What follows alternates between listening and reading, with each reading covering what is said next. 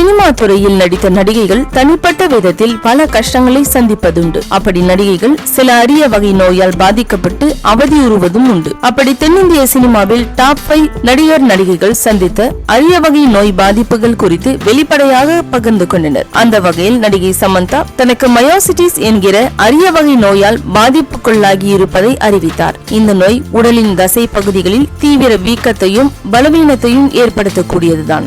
நடிகை காஜல் அகர்வால் தனக்கு ஒரு தற்காப்பு நோய் பாதிப்பு ஏற்பட்டது. 5 வயது முதலே மூச்சு குழாய் ஆஸ்துமா பாதிப்புடன் வாழ்ந்து வருவதாகவும் இதற்கான நீண்டகால உணவு வாழ்க்கை முறை கட்டுப்பாடுகளை பின்பற்றியதாக கூறியிருக்கிறார். நடிகை அனுஷ்கா சூடோபுல்டா எஃபெக்ட் என்கிற அரிய வகை நரம்பியல் குறைபாட்டால் பாதிப்படைந்ததாகவும் சிரிப்பு நோய் என்று அழைக்கப்படும் இந்த பாதிப்பு உணர்ச்சிகளோடு சம்பந்தமின்றி கட்டுப்படுத்த முடியாது. திடீர் சிரிப்பு அழுகை ஏற்படும் என்றும் கூறியிருக்கிறார். நடிகர் விஷ்ணு விஷால் கடந்த 3-4 ஆண்டுகளாக ஒரு நாள் பட்ட நோய் எதிர்ப்பு பிரச்சனையுடன் வாழ்ந்து வருவதாக தெரிவித்திருந்தார். இதற்காக தொடர்ந்து எடுத்துக்கொள்ளும் மருந்துகளின் பக்க விளைவுகளால் உடலில் ஏற்படும் மாற்றங்கள் குறித்தும் வெளிப்படையாக கூறினார். நடிகை மம்தா இருமுறை ஹாட்கின்ஸ் லிம்போமா என்ற புற்றுநோயால் பாதிக்கப்பட்டு மீண்டு வந்ததாக தோலின் நிறமிகளை இழக்கக்கூடிய விட்டிலிகோ என்ற வெண்புள்ளி பாதிப்பினை சந்தித்தேன் என்று கூறியிருந்தார்.